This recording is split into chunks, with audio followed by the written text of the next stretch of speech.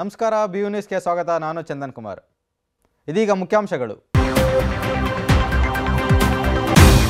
ಮಾದಕ ವಸ್ತುಗಳು ಯುವಜನರ ಭವಿಷ್ಯಕ್ಕೆ ಮಾರಕ. ಆರೋಗ್ಯ ಮತ್ತು ಕುಟುಂಬ ಕಲ್ಯಾಣ ಇಲಾಖೆ ಸಚಿವ ದಿನೇಶ್ ಗುಂಡೂರಾವ್ ಕಳವಳ. ಕೆಂಪೇಗೌಡರ ಕನ್ನಡ ಪುಸ್ತಕಗಳು ಬೇರೆ ಬೇರೆ ಭಾಷೆಗಳಿಗೆ ಭಾಷಾಂತರವಾಗಲಿ. ಬೆಂಗಳೂರು ವಿಶ್ವವಿದ್ಯಾಲಯದ ಕುಲಪತಿ ಪ್ರೊಫೆಸರ್ ಜೈಕರ್ SM ಅಭಿಮತ. ಕರ್ನಾಟಕ ಕೌಶಲ್ಯಾಭಿವೃದ್ಧಿ ನಿಗಮ ಮತ್ತು ಅಕಾಡೆಮಿ ಫಾರ್ ಕಂಪ್ಯೂಟರ್ ಟ್ರೈನಿಂಗ್ ಸಂಸ್ಥೆಯ ಸಹಭಾಗಿತ್ವದಲ್ಲಿ ಬೆಂಗಳೂರು ವಿಶ್ವವಿದ್ಯಾಲಯದ ವಿದ್ಯಾರ್ಥಿಗಳಿಗೆ ವಿಶೇಷ ಇಂಗ್ಲಿಷ್ ಭಾಷಾ ತರಬೇತಿ ಕಾರ್ಯಕ್ರಮ. ಕನ್ನಡ ವಿಭಾಗದ ಪ್ರೊಫೆಸರ್ B ಗಂಗಾಧರ್ ಅವರ ಮಾನವೀಯತೆ ನನ್ನ ಓದು ಭಾಗ 2 ಪುಸ್ತಕದ ಲೋಕಾರ್ಪಣೆ. ರಾಜ್ಯಶಾಸ್ತ್ರ ವಿಭಾಗದಲ್ಲಿ NDA ವಿದೇಶಾಂಗ ನೀತಿಯ ಪರಿಣಾಮಗಳು ಮತ್ತು ಸವಾಲುಗಳ ಕುರಿತು ವಿಶೇಷ ಉಪನ್ಯಾಸ ಸರಣಿ. ಬೆಂಗಳೂರು ವಿಶ್ವವಿದ್ಯಾಲಯ ರಸಾಯನಶಾಸ್ತ್ರ ವಿಭಾಗದಿಂದ ಪರಿಸರ ವ್ಯವಸ್ಥೆಯ ಜೀರ್ಣೋದ್ಧಾರ ಹಾಗೂ ಹವಾಮಾನ ಬದಲಾವಣೆ ಕುರಿತು ವಿಶೇಷ ಉಪನ್ಯಾಸ. ಭೂಗೋಳಶಾಸ್ತ್ರ ವಿಭಾಗದ ವಿದ್ಯಾರ್ಥಿಗಳಿಂದ ಸಂಭ್ರಮದ ಸಂಸ್ಕೃತಿ ದಿನಾಚರಣೆ.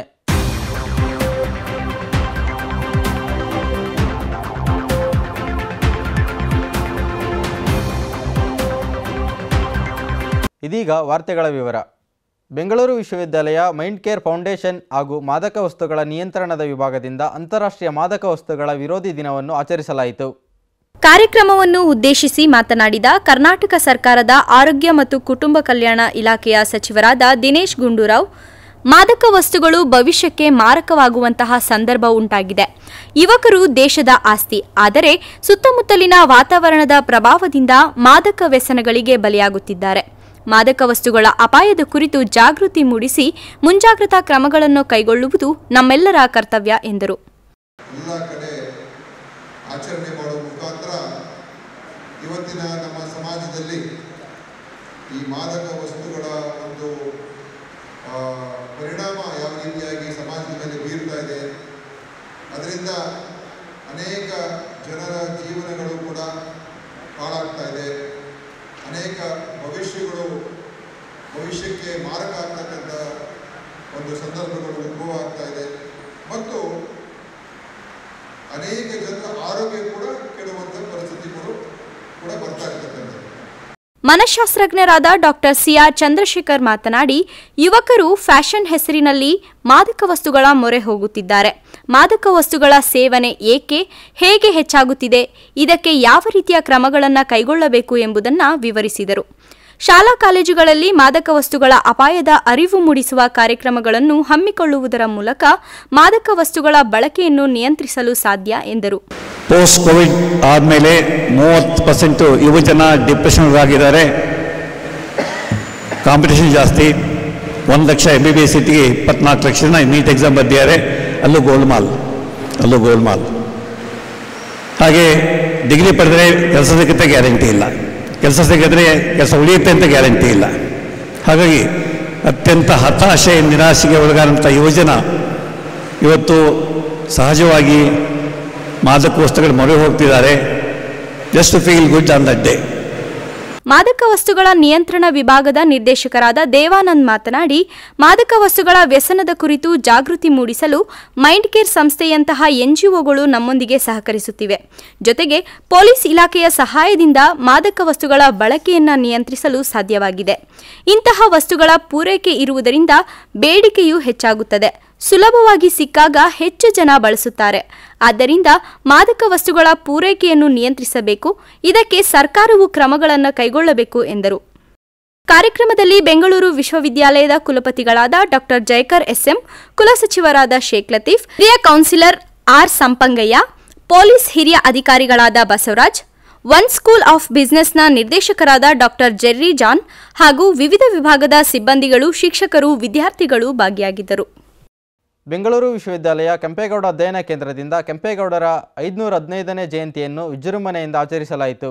ಕಾರ್ಯಕ್ರಮದ ಅಧ್ಯಕ್ಷತೆಯನ್ನು ವಹಿಸಿದ ಬೆಂಗಳೂರು ವಿಶ್ವವಿದ್ಯಾಲಯದ ಕುಲಪತಿಗಳಾದ ಪ್ರೊಫೆಸರ್ ಜೈಕರ್ SM ಮಾತನಾಡಿ, ಕೆಂಪೇಗೌಡರ ಬಗ್ಗೆ ಕನ್ನಡದಲ್ಲಿರುವ ಪುಸ್ತಕಗಳನ್ನು ಬೇರೆ ಬೇರೆ ಭಾಷೆಗಳಿಗೆ ಭಾಷಾಂತರ ಮಾಡಿದಾಗ ಅವರ ಸಾಧನೆಗಳನ್ನು ಇನ್ನೂ ಹೆಚ್ಚಿನ ಜನರು ತಿಳಿದುಕೊಳ್ಳುತ್ತಾರೆ.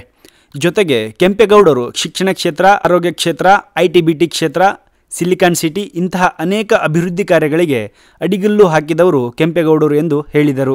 ಬೆಂಗಳೂರಂಥ ಪ್ರದೇಶ ಅವರು ಆಯ್ಕೆ ಮಾಡಿಕೊಂಡಿದ್ದು ನಗರವನ್ನು ಅಭಿವೃದ್ಧಿ ಮಾಡಲಿಕ್ಕೆ ಸಮುದ್ರ ಮಟ್ಟದಿಂದ 990 ಮೀಟ್ರು ಹೈಟಲ್ಲಿದೆ.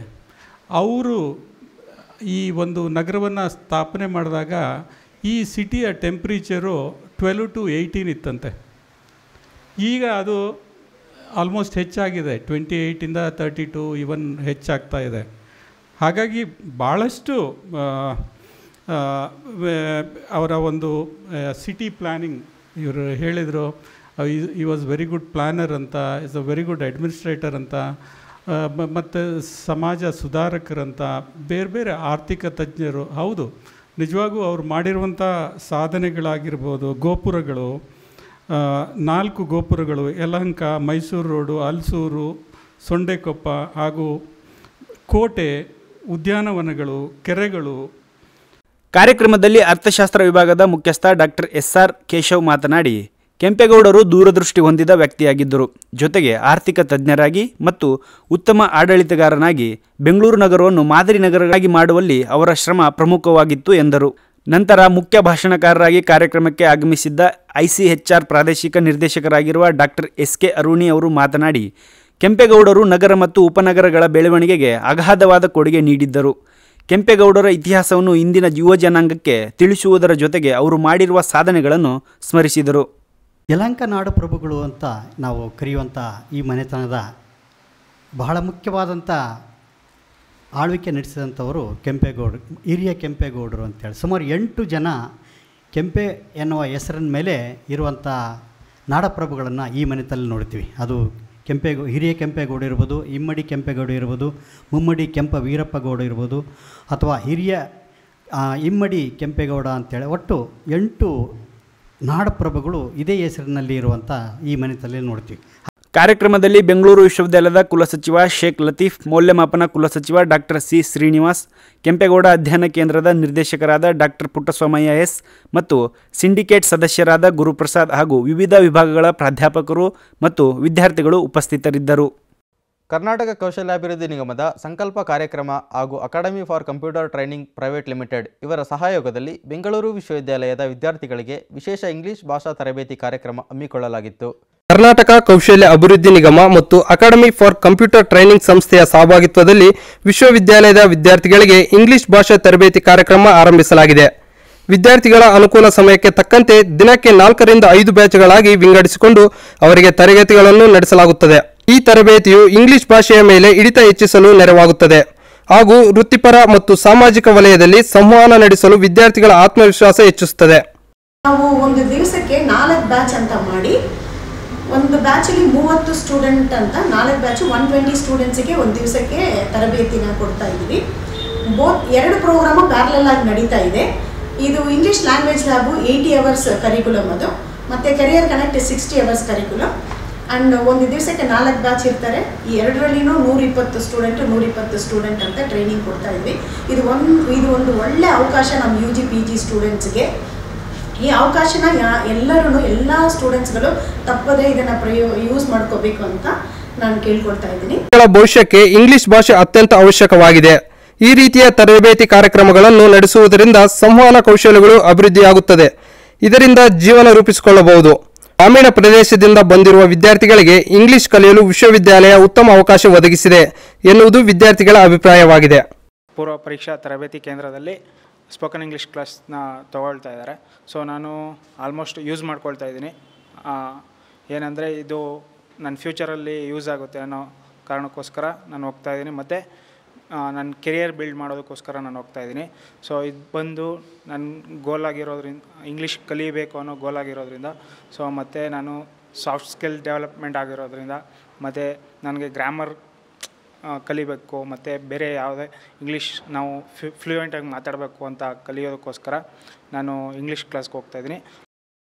ಕನ್ನಡ ವಿಭಾಗದ ಪ್ರೊಫೆಸರ್ B ಗಂಗಾಧರ್ ಅವರ ಮಾನವೀಯತೆ ನನ್ನ ಓದು ಸರಣಿ 2ನೇ ಪುಸ್ತಕದ ಕೃತಿ ಜನಾರ್ಪಣ ಕಾರ್ಯಕ್ರಮವನ್ನು ಇತ್ತೀಚೆಗೆ ಹಮ್ಮಿಕೊಳ್ಳಲಾಗಿತ್ತು.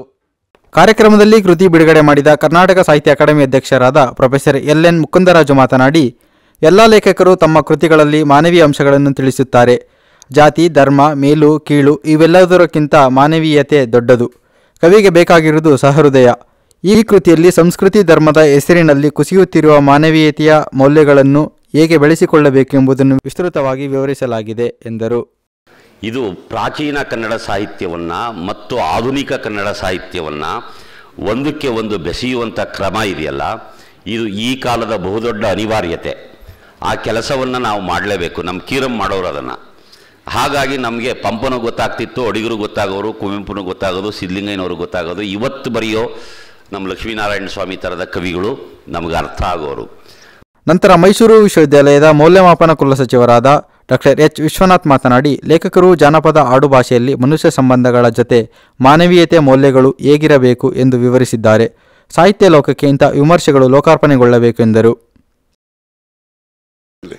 ಯಾಕಂದ್ರೆ ಇಂಥ ಮೇಷ್ಟ್ರುಗಳನ್ನು ಕಂಡಂತ ನಾವು ಯಾರು ಹೊಟ್ಟಿಗೆ ಬೆಳೆದ್ವಿ ಅಂತಂದ್ರೆ, ಯಾಕಂದ್ರೆ ಸುಮದೇಂದ್ರ ನಾಡಿಗೆ, ಯಾಕಂದ್ರೆ ನನಗೆ ಅಂಬನವರು ಒಂದು ಮಾತು ಹೇಳೋರು, ನೋಡ್ರಜ ನೀನು ಕನ್ನಡದ ಸಾಹಿತ್ಯ ಭಾಳ ವಿದ್ಯಾರ್ಥಿ ಆಗಿರ್ಬೇಕಂದ್ರೆ, ಆಮೇಲೆ ಗದಾಯುದ್ಧ ಸಂಘದ ಒಂದು ಸಾಲು ನಿನಗೆ ಗೊತ್ತಿಲ್ಲ ಅಂದ್ರೆ ಅದು ನೀನು ಕನ್ನಡದ ವಿದ್ಯಾರ್ಥಿನೇ ಅಲ್ಲ ಅಂತಕ್ಕಂಥ ಮಾತನ್ನು ಹೇಳೋರು. ಕೇಂದ್ರ ಸಾಹಿತ್ಯ ಅಕಾಡೆಮಿ ಪ್ರಶಸ್ತಿ ಪುರಸ್ಕೃತರಾದ ಡಾಕ್ಟರ್ ಎಚ್ ಲಕ್ಷ್ಮೀನಾರಾಯಣ ಸ್ವಾಮಿ ಮಾತನಾಡಿ, ಹಳೆಗನ್ನಡದ ಕವಿಗಳಾದ ರಣ್ಣ, ಜನ್ನ, ರಾಘವಾಂಕ, ಹರಿಹರ ಕೃತಿಗಳನ್ನು ಇಟ್ಟುಕೊಂಡು ಸಾಹಿತ್ಯದಲ್ಲಿನ ವಿಷಯಗಳನ್ನು ಲೇಖಕರು ವಿಮರ್ಶಾತ್ಮಕವಾಗಿ ಚರ್ಚಿಸಿದ್ದಾರೆ. ಮನುಷ್ಯ ಧರ್ಮದ ಪ್ರಜ್ಞೆಯನ್ನು ಹೇಗೆ ಕಟ್ಟಿಕೊಳ್ಳಬೇಕು ಎಂಬುದು ಈ ಕೃತಿ ಹೇಳುತ್ತದೆ. ಹೆಣ್ಣನ್ನು ಕೇಂದ್ರೀಕರಿಸಿ ಪಾರದರ್ಶಕವಾಗಿ ಮನುಷ್ಯನ ಮಾನಸಿಕ ವಿಶ್ಲೇಷಣೆಯನ್ನು ಲೇಖಕರು ಮಾಡಿದ್ದಾರೆ ಎಂದರು. ಕಾರ್ಯಕ್ರಮದಲ್ಲಿ ಡಾಕ್ಟರ್ ಸಿದ್ಧಲಿಂಗಯ್ಯ ಸ್ಮಾರಕ ಪ್ರತಿಷ್ಠಾನದ ಉಪಾಧ್ಯಕ್ಷರಾದ ಶ್ರೀಮತಿ ಸಿ ರಮಾಕುಮಾರಿ ಸಿದ್ಧಲಿಂಗಯ್ಯ, ಕನ್ನಡ ವಿಭಾಗದ ನಿರ್ದೇಶಕರಾದ ಪ್ರೊಫೆಸರ್ ಡಿ ಡೊಮಿನಿಕ್, ಪ್ರೊಫೆಸರ್ ವನ್ನು ಸಿದ್ಧಾರ್ಥ್, ಪ್ರೊಫೆಸರ್ ಚಿತ್ತಯ್ಯ ಪೂಜಾರ್ ಹಾಗೂ ಇತರರು ಭಾಗಿಯಾಗಿದ್ದರು. ಬೆಂಗಳೂರು ವಿಶ್ವವಿದ್ಯಾಲಯದ ರಾಜ್ಯಶಾಸ್ತ್ರ ವಿಭಾಗವು ತನ್ನ ವಿಶೇಷ ಉಪನ್ಯಾಸ ಸರಣಿಯಲ್ಲಿ 33ನೇ ಉಪನ್ಯಾಸವನ್ನು ಇತ್ತೀಚೆಗೆ ಏರ್ಪಡಿಸಿತು. ಎನ್ಡಿಎ ವಿದೇಶಾಂಗ ನೀತಿಯ ಪರಿಣಾಮಗಳು ಮತ್ತು ಸವಾಲುಗಳ ಎಂಬ ವಿಷಯದ ಮೇಲೆ ನಡೆದ ಈ ಉಪನ್ಯಾಸ ಸರಣಿಯಲ್ಲಿ ಆಂಧ್ರಪ್ರದೇಶದ ಶ್ರೀ ವೆಂಕಟೇಶ್ವರ ವಿಶ್ವವಿದ್ಯಾಲಯದ ಪ್ರಾಧ್ಯಾಪಕರಾದ ಪ್ರೊಫೆಸರ್ ಬಿ ಮುರಳೀಧರ್ ಮಾತನಾಡಿ, ವಿದೇಶಾಂಗ ನೀತಿಯ ಬಗ್ಗೆ ರಾಜ್ಯಶಾಸ್ತ್ರ ವಿಭಾಗದ ವಿದ್ಯಾರ್ಥಿಗಳು ಹೆಚ್ಚು ತಿಳಿದುಕೊಳ್ಳುವುದು ಅವಶ್ಯಕತೆ ಇದೆ ಎಂದರು. ಕಾರ್ಯಕ್ರಮದಲ್ಲಿ ವಿಭಾಗದ ಮುಖ್ಯಸ್ಥರಾದ professor S Y. Surendra Kumar, professor M. Narasimhamurthy, professor Veenadevi ಹಾಗೂ ವಿದ್ಯಾರ್ಥಿಗಳು ಭಾಗವಹಿಸಿದರು. ಬೆಂಗಳೂರು ವಿಶ್ವವಿದ್ಯಾಲಯ ರಸಾಯನಶಾಸ್ತ್ರ ವಿಭಾಗದಿಂದ ಪರಿಸರ ವ್ಯವಸ್ಥೆಯ ಜೀರ್ಣೋದ್ಧಾರ ಹಾಗೂ ಹವಾಮಾನ ಬದಲಾವಣೆ ಬಗ್ಗೆ ಉಪನ್ಯಾಸ ಕಾರ್ಯಕ್ರಮವನ್ನು ಆಯೋಜಿಸಲಾಗಿತ್ತು. ಕಾರ್ಯಕ್ರಮದಲ್ಲಿ ಪರಿಸರ ಅಧ್ಯಯನ ವಿಭಾಗದ ಪ್ರಾಧ್ಯಾಪಕರಾದ ಪ್ರೊಫೆಸರ್ ಬಿಸಿ ನಾಗರಾಜ್ ಮಾತನಾಡಿ, ಪರಿಸರ ಮತ್ತು ಹವಾಮಾನದಲ್ಲಿ ದಿನನಿತ್ಯ ನಡೆಯುತ್ತಿರುವ ಬದಲಾವಣೆಗಳನ್ನು ತಿಳಿಸುವುದರ ಜೊತೆಗೆ ವಿದ್ಯಾರ್ಥಿಗಳು ಪರಿಸರ ರಕ್ಷಣೆಯನ್ನು ಹೇಗೆ ಮಾಡಬೇಕು ಎಂಬುದನ್ನು ವಿವರಿಸಿದರು. ವಿದ್ಯಾರ್ಥಿಗಳು ಪರಿಸರಕ್ಕೆ ಸಂಬಂಧಪಟ್ಟ ಪೋಸ್ಟರ್ಗಳನ್ನು ಪ್ರಸ್ತುತಪಡಿಸಿದರು. ಕಾರ್ಯಕ್ರಮದಲ್ಲಿ ರಸಾಯನಶಾಸ್ತ್ರ ವಿಭಾಗದ ಮುಖ್ಯಸ್ಥರಾದ doctor G Krishnamurthy, doctor Y Shivaraju ಹಾಗೂ ವಿದ್ಯಾರ್ಥಿಗಳು ಉಪಸ್ಥಿತರಿದ್ದರು. ಬೆಂಗಳೂರು ವಿಶ್ವವಿದ್ಯಾಲಯದ ಭೂಗೋಳಶಾಸ್ತ್ರ ವಿಭಾಗದಲ್ಲಿ ವಿದ್ಯಾರ್ಥಿಗಳು ವಿವಿಧ ಸಂಸ್ಕೃತಿಯನ್ನು ಪ್ರತಿಬಿಂಬಿಸುವ ಉಡುಪುಗಳನ್ನು ಧರಿಸಿ ಪ್ರಾಧ್ಯಾಪಕರ ಜೊತೆಗೂಡಿ ಎತ್ನಿಕ್ ಡೇ ಆಚರಿಸಿದರು.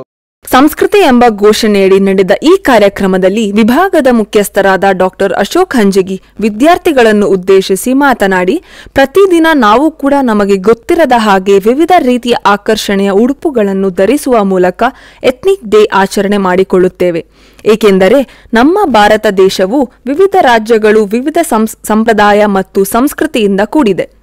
ನಮ್ಮ ವಿಶ್ವವಿದ್ಯಾಲಯಕ್ಕೆ ಮಣಿಪುರ್, ಮಿಜೋರಂ, ಆಂಧ್ರಪ್ರದೇಶ್, ಕೇರಳ, ಅಂಡಮಾನ್ ಮತ್ತು ನಿಕೋಬಾರ್ ರಾಜ್ಯಗಳ ವಿದ್ಯಾರ್ಥಿಗಳು ಓದುವುದರ ಜೊತೆಗೆ ಅವರ ವೇಷಭೂಷಣಗಳು, ಕಲೆ, ಸಂಸ್ಕೃತಿಗಳನ್ನು ನಮಗೆ ಪರಿಚಯಿಸುತ್ತಿರುವುದು ಹೆಮ್ಮೆಯ ವಿಷಯವಾಗಿದೆ ಎಂದರು. ನಂತರ ಕಾರ್ಯಕ್ರಮದಲ್ಲಿ ವಿದ್ಯಾರ್ಥಿಗಳು ವಿವಿಧ ಸಂಸ್ಕೃತಿಯನ್ನು ಪ್ರತಿಬಿಂಬಿಸುವ ನೃತ್ಯಗಳನ್ನು ಪ್ರದರ್ಶಿಸಿದರು.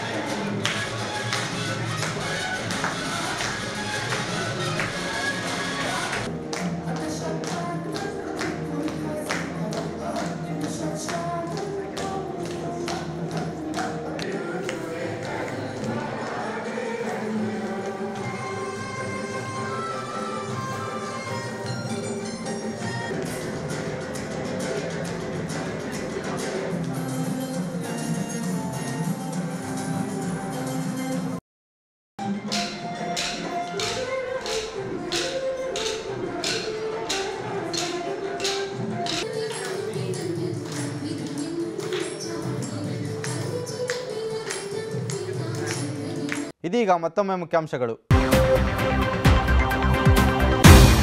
ಮಾದಕ ವಸ್ತುಗಳು ಯುವಜನರ ಭವಿಷ್ಯಕ್ಕೆ ಮಾರಕ. ಆರೋಗ್ಯ ಮತ್ತು ಕುಟುಂಬ ಕಲ್ಯಾಣ ಇಲಾಖೆ ಸಚಿವ ದಿನೇಶ್ ಗುಂಡೂರಾವ್ ಕಳವಳ. ಕೆಂಪೇಗೌಡರ ಕನ್ನಡ ಪುಸ್ತಕಗಳು ಬೇರೆ ಬೇರೆ ಭಾಷೆಗಳಿಗೆ ಭಾಷಾಂತರವಾಗಲಿ. ಬೆಂಗಳೂರು ವಿಶ್ವವಿದ್ಯಾಲಯದ ಕುಲಪತಿ ಪ್ರೊಫೆಸರ್ ಜೈಕರ್ ಎಸ್ ಎಂ ಅಭಿಮತ. ಕರ್ನಾಟಕ ಕೌಶಲ್ಯಾಭಿವೃದ್ಧಿ ನಿಗಮ ಮತ್ತು ಅಕಾಡೆಮಿ ಫಾರ್ ಕಂಪ್ಯೂಟರ್ ಟ್ರೈನಿಂಗ್ ಸಂಸ್ಥೆಯ ಸಹಭಾಗಿತ್ವದಲ್ಲಿ ಬೆಂಗಳೂರು ವಿಶ್ವವಿದ್ಯಾಲಯದ ವಿದ್ಯಾರ್ಥಿಗಳಿಗೆ ವಿಶೇಷ ಇಂಗ್ಲಿಷ್ ಭಾಷಾ ತರಬೇತಿ ಕಾರ್ಯಕ್ರಮ. ಕನ್ನಡ ವಿಭಾಗದ ಪ್ರೊಫೆಸರ್ ಬಿ ಗಂಗಾಧರ್ ಅವರ ಮಾನವೀಯತೆ ನನ್ನ ಓದು ಭಾಗ 2 ಪುಸ್ತಕದ ಲೋಕಾರ್ಪಣೆ. ರಾಜ್ಯಶಾಸ್ತ್ರ ವಿಭಾಗದಲ್ಲಿ ಎನ್ಡಿಎ ವಿದೇಶಾಂಗ ನೀತಿಯ ಪರಿಣಾಮಗಳು ಮತ್ತು ಸವಾಲುಗಳ ಕುರಿತು ವಿಶೇಷ ಉಪನ್ಯಾಸ ಸರಣಿ. ಬೆಂಗಳೂರು ವಿಶ್ವವಿದ್ಯಾಲಯ ರಸಾಯನಶಾಸ್ತ್ರ ವಿಭಾಗದಿಂದ ಪರಿಸರ ವ್ಯವಸ್ಥೆಯ ಜೀರ್ಣೋದ್ಧಾರ ಹಾಗೂ ಹವಾಮಾನ ಬದಲಾವಣೆ ಕುರಿತು ವಿಶೇಷ ಉಪನ್ಯಾಸ. ಭೂಗೋಳಶಾಸ್ತ್ರ ವಿಭಾಗದ ವಿದ್ಯಾರ್ಥಿಗಳಿಂದ ಸಂಭ್ರಮದ ಸಂಸ್ಕೃತಿ ದಿನಾಚರಣೆ.